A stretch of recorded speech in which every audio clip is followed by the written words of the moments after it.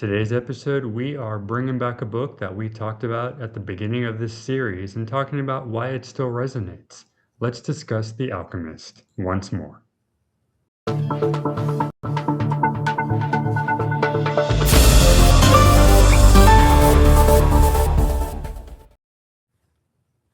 Welcome back, everybody. My name is Rob. This is my mom, Karen, and we are Books, Banter, and Beyond. And if you guys have been following along with us, you know that we've reviewed this book once before. But I came back to it. I'm starting to reread it on audio again, and I was curious to know if it still resonates. Um, you know, after so many years, I believe what is it? Over 65 million copies have been sold, so that's pretty cool.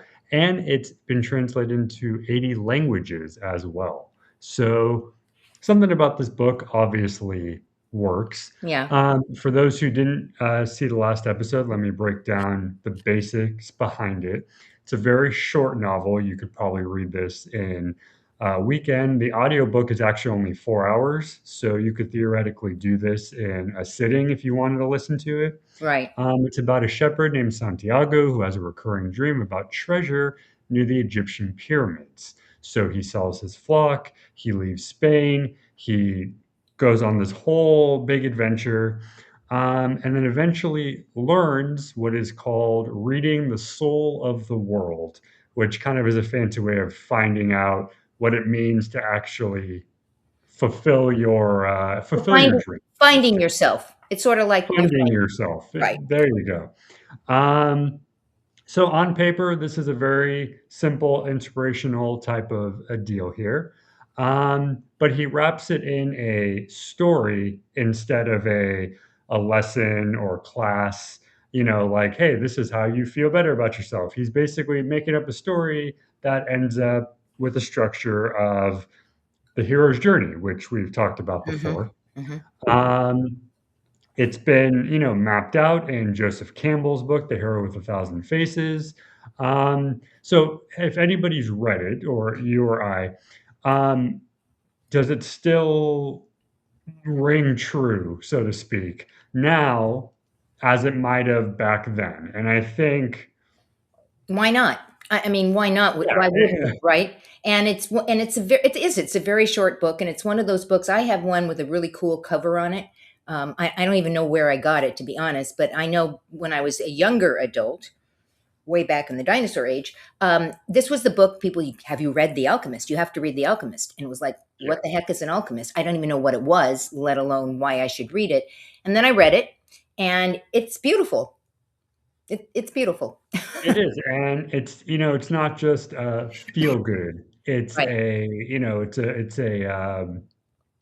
what do you call it? Kind of a self-help wisdom-esque type of thing. Right. It's got stuff in there that's going to, do that. And I think there's a difference there between that. I think that's why this particular book Hmm. works well. And even people who I've talked to that said they don't like it, they still kind of like it because it's not a bad book. It's just a different kind of It's book. not a So hard even read. It's not a hard read. And I think that's why even people that aren't fond of this type of genre, they still enjoy it because you can do it in a day Right. Right. and you're done. So why does it still hold up? It's been out since '88 and people still read it. Um, so I think the main thing is it's not telling you what to do, it's telling you how to find it. So instead of saying, "Oh, you have this dream, this is how you do it," it's saying, "Oh, you have a dream, that's good. Don't ignore it." And then, period. That's it.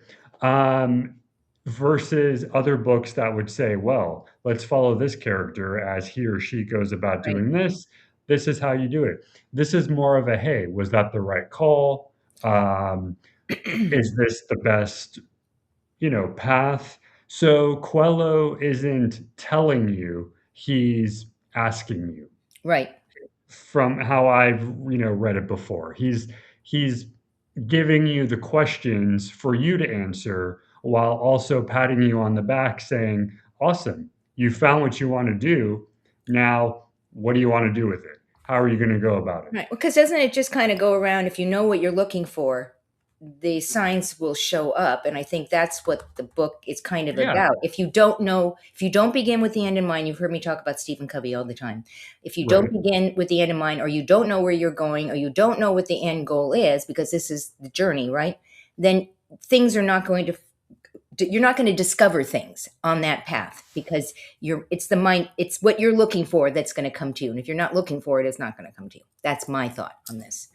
That makes sense. Now, this part's interesting because a couple people have criticized for the idea where it sounds as if he's saying, well, if you don't get to where you're going, you must have not wanted it to begin with. Mm, Um, and this is worth kind of pushing on because, again, maybe possibly that's what he's going at. But at the same time, I don't really feel like he's that kind of author to do right, that. I think he's really just saying, hey, life has things you have to do, and it's going to be hard. So, yeah, maybe the first dream you find isn't the right, exact dream, but I don't think he's ever going that far saying, "Oh, well, you must have not really wanted to do anything because you're not right. caring." That doesn't seem No, like he's a saying keep going. Yep. exactly. So the question I have, do you think there's a point to this follow your dream thing? Or is there a point where maybe it becomes a little too harmful depending on how hard you're pushing on said dream? Well, I don't think it's ever not okay or bad to follow your dream. I think it's always great to follow your dream. And may you have unrealistic dreams? Maybe, but dreams are dreams. Dreams are dreams, and you can have steps to your dreams. I don't think that following your dreams is unrealistic.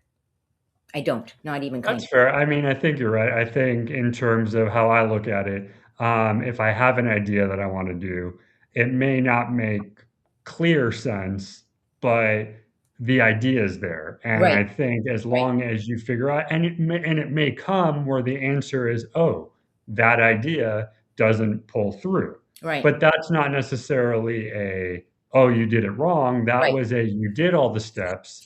It just turned out it didn't pan out. right, So I think you have to kind of look at it from that both angles of right.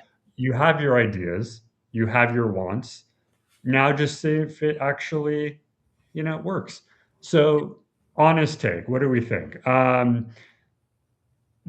It's brilliant in the simplicity. It, Hmm. it's it's that thing when you talk to somebody and they tell you something and you go, "What? That's so simple. You don't even think it's that obvious because it's way too simple." But that's, I think, what this is. I think it's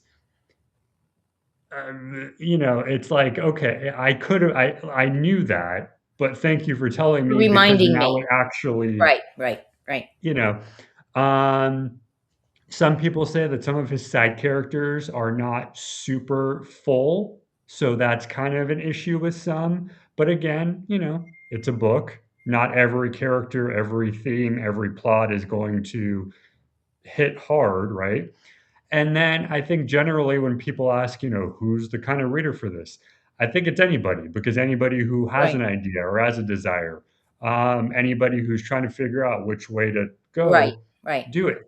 It's not necessarily a book of here, this is self help, do this. It's just like, hey, you want to hear a story about a guy who had a Following thing? his dream. Right. You can do it. Go read it. See You what can you do it. get. If you don't like it, you don't like it. If you love it, cool.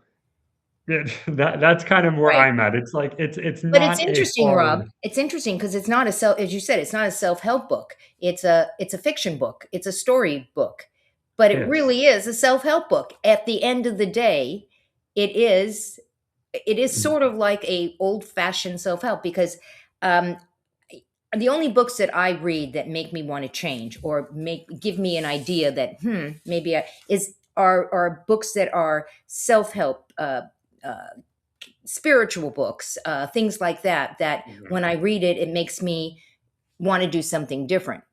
I don't get that in a fiction book. And I'm not sure, it's been a long time since I read this book. I'm not sure that I left this book saying, I think I'm going to go change something in my life. You? How about you?